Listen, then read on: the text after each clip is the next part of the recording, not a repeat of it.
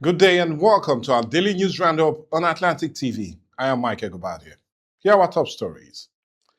Nigerian Drug Law Enforcement Agency arrests Nigerian British grandmother for 13 kilograms of cocaine. A Senate to meet Tuesday over fake agency budget controversy. Federal government seeks state-private sector partnership on blue economy. And China missile tells draws regional backlash. And on sport, FIFA lifts Balogun ban after Trump appeal. Now to the news in full.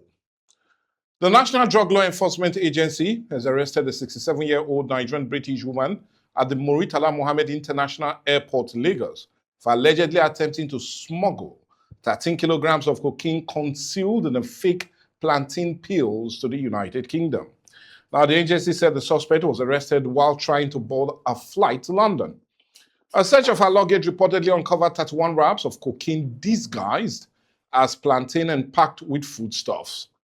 The suspect allegedly admitted ownership of the drugs. The NDLEA also announced the arrest of a Nigerian PhD student based in Malaysia, identified as Wambuzo Felix Onyeka, over an attempt to export cocaine hidden in cartons of herbal drugs banned for Kuala Lumpur. Investigators said he was allegedly the leader of a drug trafficking syndicate uncovered after several arrests in Lagos. The agency also reported major drug seizures in Taraba, Kaduna, Ebonyi, Plateau, and Gombe State, with large quantities of tramadol, methamphetamine, and cannabis recovered. NDLEA Chairman Brigadier General Mohammed Buba Marwa, retired, commended officers for the successful operations and urged them to sustain the fight against drug trafficking. Operatives of Delta State Police Command has arrested 202 suspects during an intelligence-led raid on criminal hideout, brothels, and suspected drug dens across Asaba, the state capital. The suspect, made of 102 men and 100 women, were arrested for allegedly offenses including operating brothels, possession and sale of suspected illicit drugs, and other criminal activities.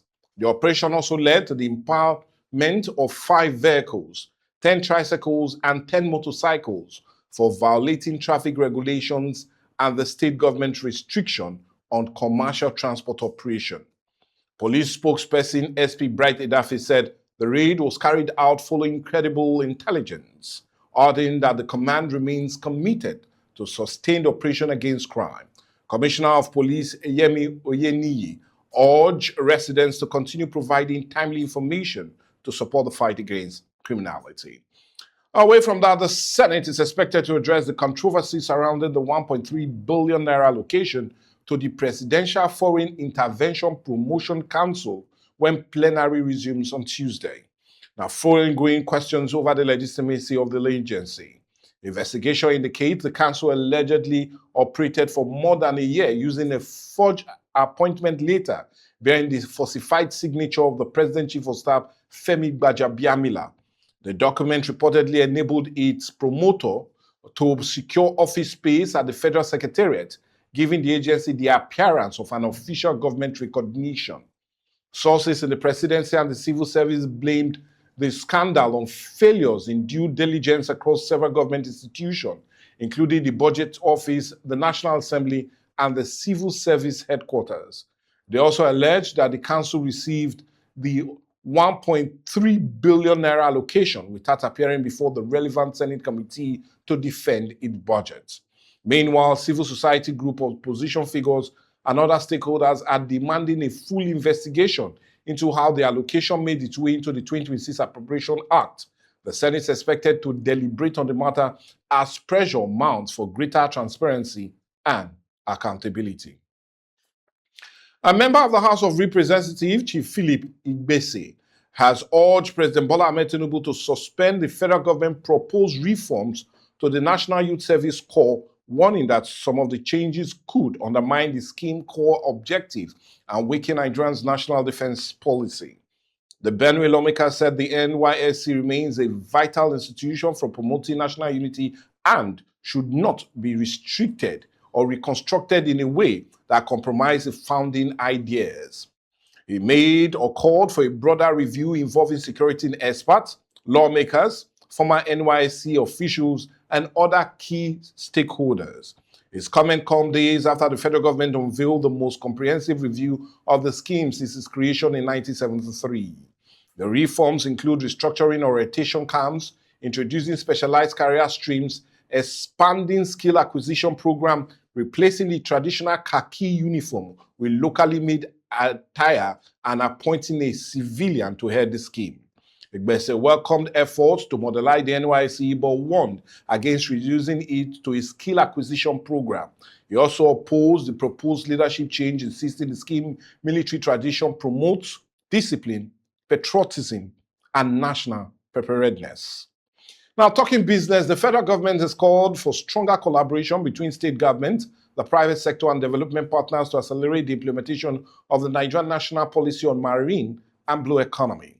Speaking at the stakeholders' engagement in Lagos, the Minister of Marine and Blue Economy, Dr. Adeboyenga Oyetola, said Nigeria must move from policy formation to implementation, stressing that state governments are critical to unlocking the country's marine resources, attracting investment, creating jobs, and improving food security. Oyetola also highlighted reforms under the Tinubu administration, saying they have improved maritime safety and boosted the competitiveness of Nigerian ports, with the Tinkan Island port and the Lagos Port Complex recording significant improvement in global port performance ranking. Also speaking, Bayelsa State Governor Doye Diri commended the establishment of the Marine and Blue Economy Ministry, while Dangote Industries called for sustained private sector investment, saying the policy had the potential to create 3 million jobs and drive industrial growth.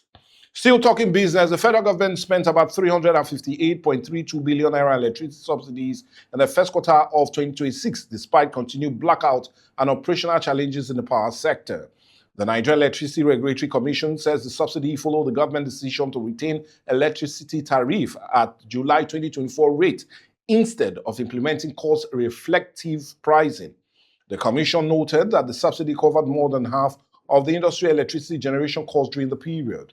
Now, according to a report, electricity generation companies invoiced 689.72 billion naira in the first quarter, but distributed companies paid only 331.40 billion naira, with the federal government covering the balance through subsidy. Meanwhile, electricity supply declined during the quarter, with average generation capacity and total power output falling below previous levels. The national grid also suffered one total and one partial collapse in January, leading to widespread blackout across the country. With that business news, we'll go on a break now, but do remember when we come back, more news as it concerns the foreign scene, as well as the ever-exciting world of sport. Join us. Don't miss out on exciting news, events, and more. Stay connected by following us on Facebook, YouTube, and Instagram at Atlanta.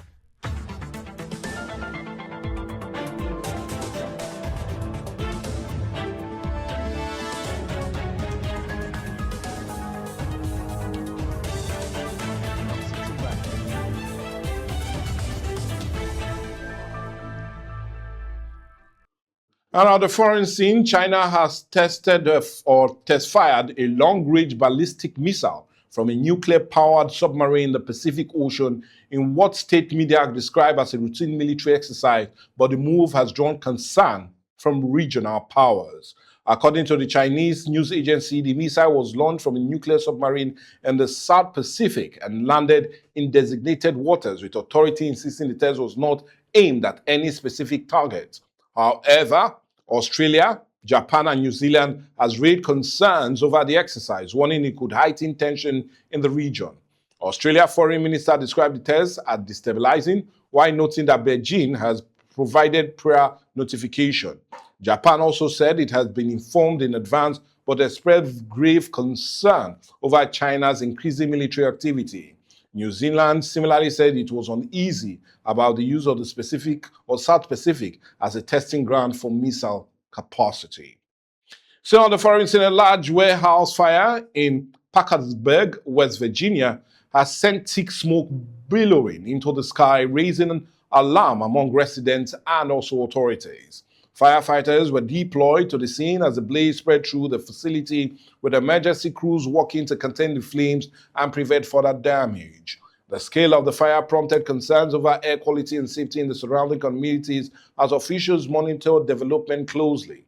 West Virginia Governor Patrick Morrisey has declared a state of emergency in Wood County to support ongoing response efforts and also coordinate emergency response.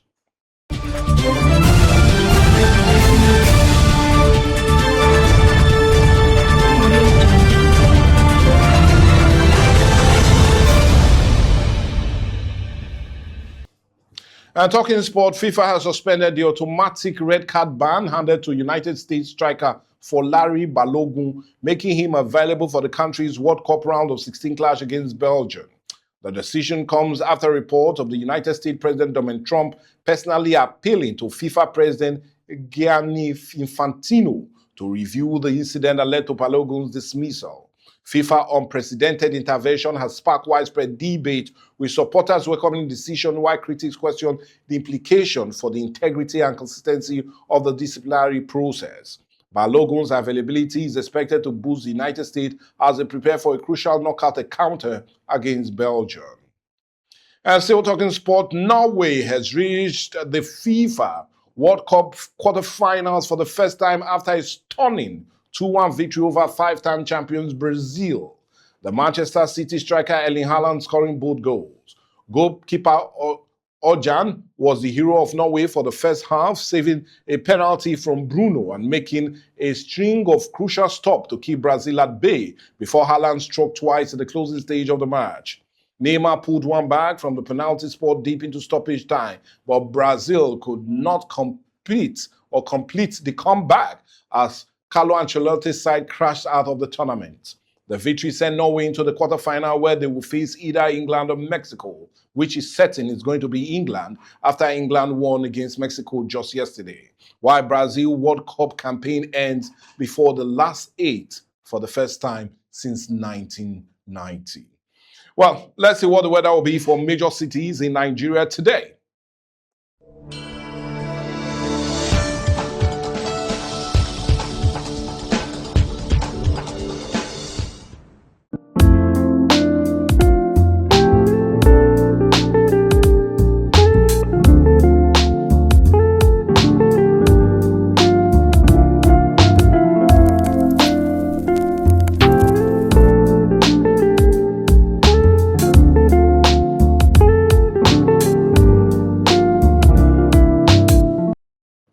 With the weather forecast, that brings us to the end of the news on Atlantic TV. I still remain Mike Egobadia. Do have a great week ahead. Bye for now.